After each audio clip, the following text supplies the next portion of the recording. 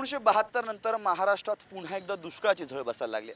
मराठवाडा, विदर्भ, खानदेश, पश्चिम महाराष्ट्र अशा प्रत्येक ठिकाणी या दुष्काळाची झळ बसते. लोकांना काय तर जनावरांनाही पिण्यासाठी पाणी नाहीये.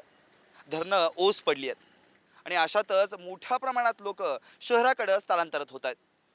मुंबईकडे लोकांचं स्थलांतरण होतं आपण ऐकलं होतं, पण हल्ली ठाण्यात आणि नवी मुंबईत देखील मोठ्या प्रमाणात लोकांचं स्थलांतरण होत आहे. जेव्हा दुष्काळ पडतो तेव्हा भेगा जमिनीलाच नाही तर त्या हृदयालाही पडतात. विहिरीचं पाणी जेव्हा तळ गाठतं तेव्हा अश्रूही कोरडे बनतात. महाराष्ट्र आज दुष्काळानं होरपळतोय. पाण्या वाचून गुरं मरतायत तर तिकडे लातूरात पाण्यावरून राजकारण सूर्यापेक्षा जास्त तापू लागलंय. या परिस्थितीमुळं सर्वसामान्यांना जगणंही कठीण झालंय. गावाकडं काहीही कामधंदा नसल्यानं उदरनिर्वाहासाठी शेतकरी वर्ग शहरात स्थलांतर करतोय. नगर जिल्ह्यात दुष्काळाचं गंभीर संकट आहे. पाणी आणि रोजगार नसल्यानं लोक आता मुंबईकडे स्थलांतर करतात. लाखोंचं पोट भरणारी मुंबई आपल्यालाही रोजगार देईल या आशेपोटी नगरमधील जवळपास 40हून अधिक कुटुंब नवी मुंबईतल्या खारघरमध्ये रोजगाराच्या शोधात आली आहेत. ऊसवाल्याला काय दर दिवस 3-4 दिवसांनी पैसे द्यावं लागत तिथं. 2000चा ऊस जर घेतला तर आम्ही 3-4 दिवसांनी त्याला पैसे फेडितोच आणि त्याचे पैसे वजा जाता आम्हाला आमची मजुरी मिळते.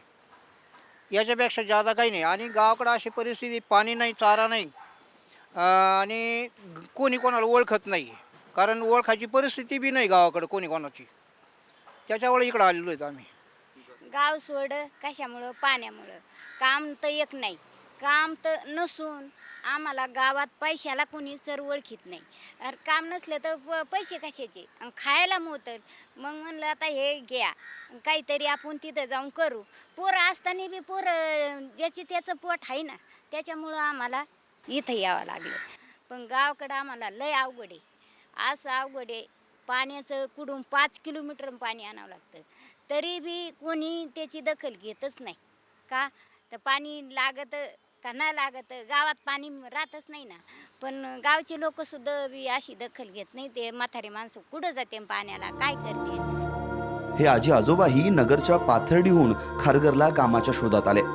काम तर मिळालं नाही, पण या आजी आजोबांनी कर्ज काढून ऊसाच्या रसाचा गाडा टाकला. या ऊसाच्या रसातून मिळणाऱ्या पैशातून ते आपलं घर चालवतात.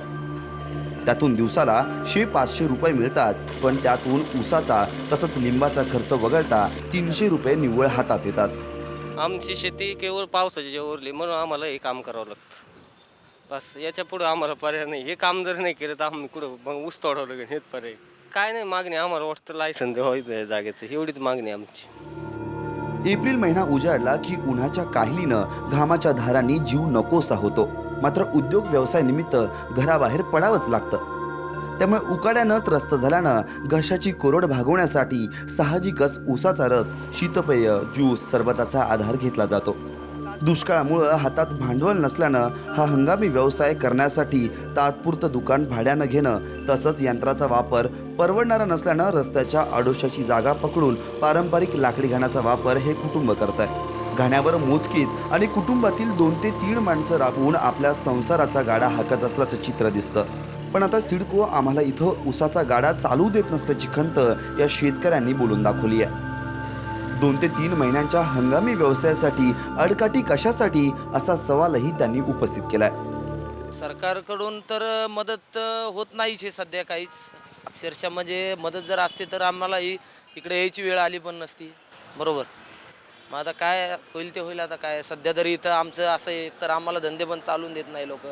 शिडको हे ते आम्हाला खूप तकलीफ देत आहे तिथं. आता आमची एवढी समस्या आहे की आम्हाला इथं 1-2 महिन्यापुरते आम्हाला शिडकोंनी धंदे चालून द्यावा. 2 महिन्याच्या नंतर आम्ही आमचे धंदे बंद करून गावालाच जातोय.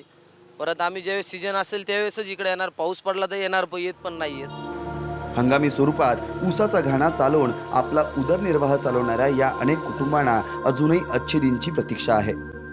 बरं, अच्छे दिन म्हणजे केवळ बसून खायला मिळावं असंही नाही, तर आम्हाला रोजगाराचा हक्क मिळावा. ओस पडलेल्या महाराणात काही पिकत नाही म्हणून शहरात जगण्याचा हक्क मिळावा, हीच काय ती त्यांची अपेक्षा. कॅमेरामॅन नितीन बोढारेसह हर्षल भदाने, साम टीव्ही, नवी मुंबई.